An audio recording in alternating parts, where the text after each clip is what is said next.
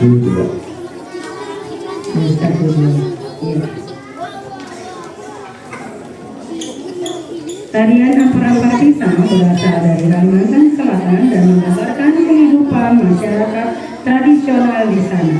Gerakan tarian melukiskan aktivitas seperti mengambil pisang dan berkumpul di sekitar pohon pisang.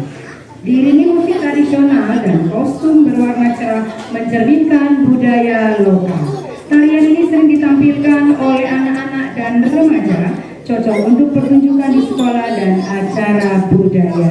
Inilah tarian dari Kalimantan Selatan, ampar-ampar pisang.